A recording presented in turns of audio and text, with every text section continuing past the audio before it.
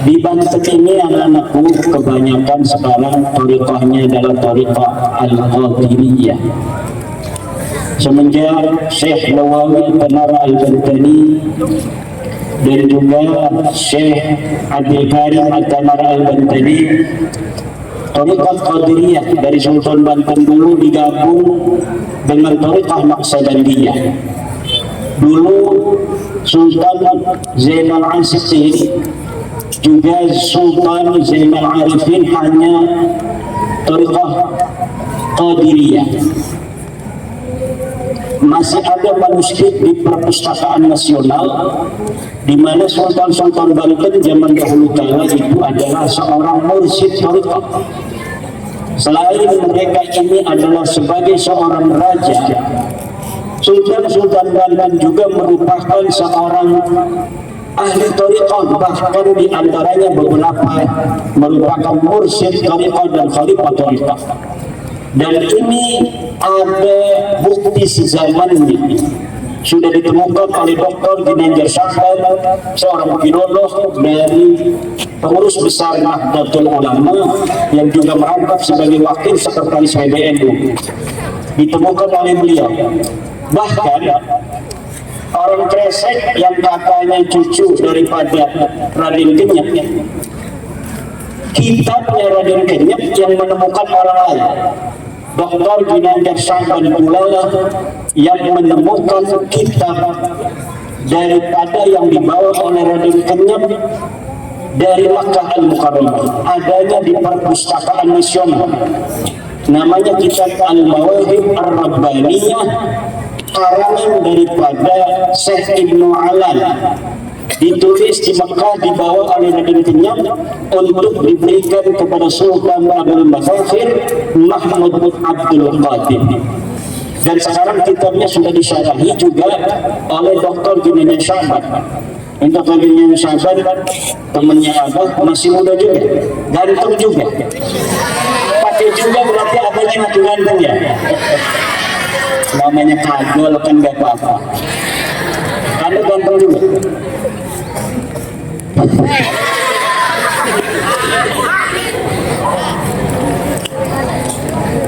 Alhamdulillah di Kesultanan Banten dulu thariqahnya yang paling lama itu thariqah Syatariyah. Thariqah apa? Dan yang kedua adalah thariqah Syadiliyah. Thariqah apa? Ada pula manuskrip yang menyatakan baginda Sunan Gunung Jati Syarif Hidayatullah belajar di Mesir itu mengambil thariqahnya thariqah Syadiliyah. Beliau mengambil dari murid-muridnya Ibnu Athaillah As-Sekandari. Kemudian kepada Maulana Hasanuddin Banten, ini masih Syatariyah. Terus diturunkan kepada Maulana Yusuf, masih Syatariyah. Kepada Maulana Muhammad Nasiruddin, masih Syatariyah. Nanti kepada Sultan yang ke-5 atau ke-6 itu Sultan Zainul Arifin dan Sultan Zainul Asikin, ini sudah Qadiriyah wa Rifaiyah. Apa namanya? Qadiriyah wa Rifaiyah. Tapi bukan Rifaiyah ini. Rifaiyah itu sebuah thariqah karangan Ahmad Kadir Rifai. Dengan masuknya thariqah Rifaiyah di Banten, kemudian berkembang pula yang namanya itu tradisi debus. Apa namanya? Kenapa tradisi debus itu dikembangkan juga dengan wirid dan doa dari Hizib Rifai dan thariqah Rifaiyah. Thariqah Rifaiyah bukan thariqah Zainal Muttaqin. Thariqahnya namanya thariqah Rifaiyah, thariqah memurid dia.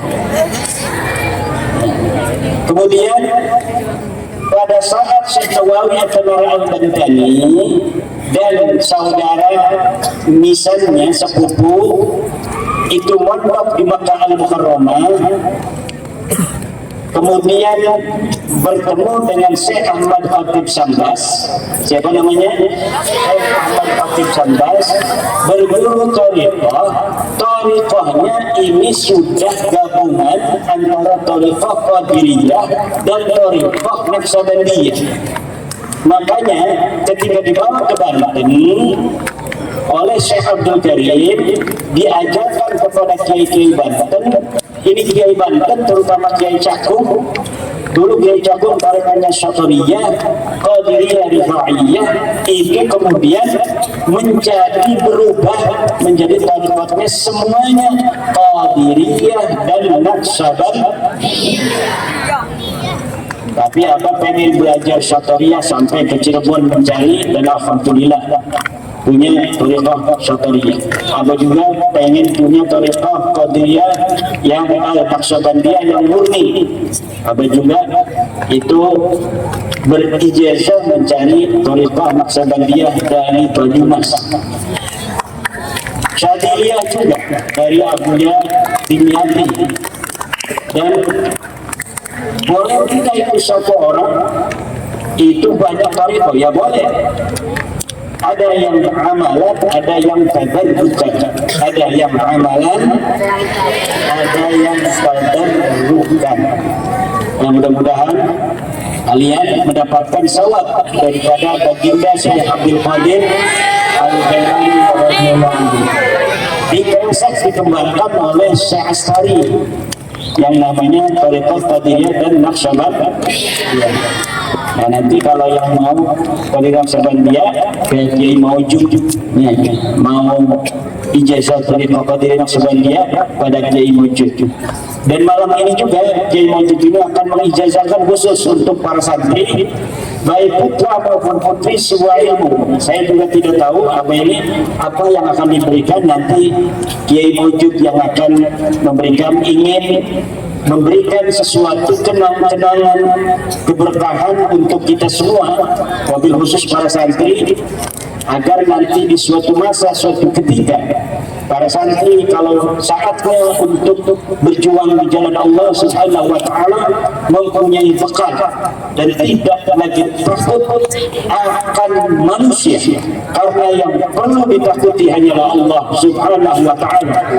An-Nafi' wa Dhar wallahu Subhanahu wa taala, dan bisa memberikan manfaat dan yang bisa memberikan mudarat hanyalah Allah. Tidak ada makhluk Allah yang bisa mengalahkan kekuatan Allah. Maka barang siapa orang yang di dalam hatinya ada ta'alluq kepada Allah, maka dalam dirinya sudah tidak ada lagi rasa takut kepada selainnya.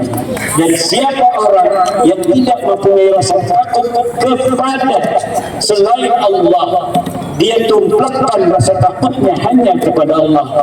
Dialah al-abdul haqiqi lillahi subhanahu wa ta'ala. Dialah hamba yang sejati untuk Allah subhanahu wa ta'ala. Demikian, ini acara tidak akan panjang-panjang. Acara ini adalah acara keberkahan untuk para santri. Mudah-mudahan karena malam hari ini juga merupakan acara memperingati daripada hari lahir Kabupaten Tangerang yang ke-392.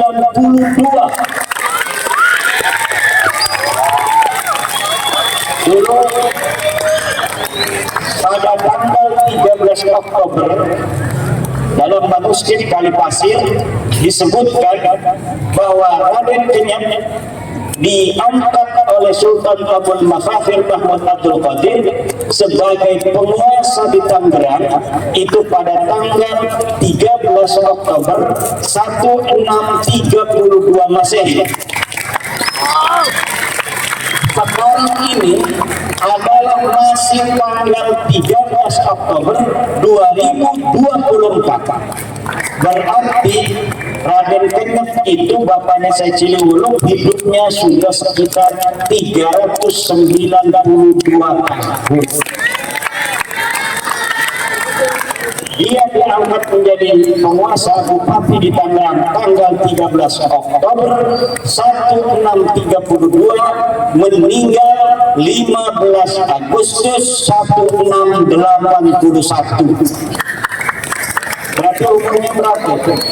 1632 itu dilantik, tapi lahirnya tahun berapa ya? Lahirnya itu 16, ukuran 1610-an berarti ya, 1600-an.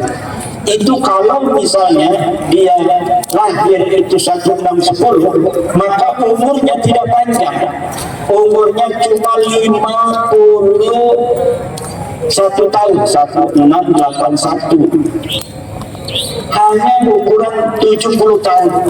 Umurnya tidak panjang. Kalau Lestari ini umurnya 90 tahun lebih. Ibu Haja Aruna umurnya berapa? 113 tahun.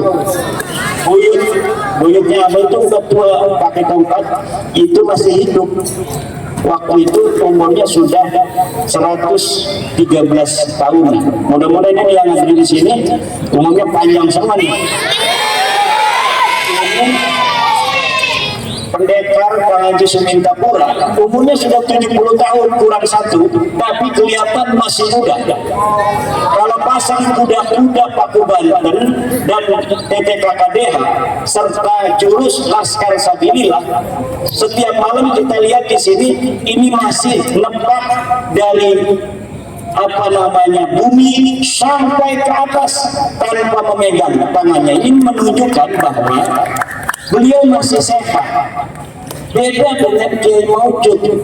Kalau beliau juga Paku Banten ini selesai, tapi kalau sekarang suruh pencet itu mungkin kereta-kereta. Tapi Abah Haji Sumintapura ini, Abah lihat itu dari lubang angin, ini masih bisa ke bawah tanpa memegang. Kuda-kuda dia kemudian ke bawah, silitnya itu pantatnya sampai menyentuh di tanah tanpa megang, kemudian naik lagi. Ini menunjukkan kakinya masih gagah kuda-kudanya. Mudah-mudahan dia akan sehat dan murid-muridnya akan juga menjadi pendekar agama Allah. Beliau juga belajarnya di sini dulu masih mudanya, tuh di depan rumahnya Emak, itu dulu belajar pencak itu Haji Semaun dengan wasakat ya.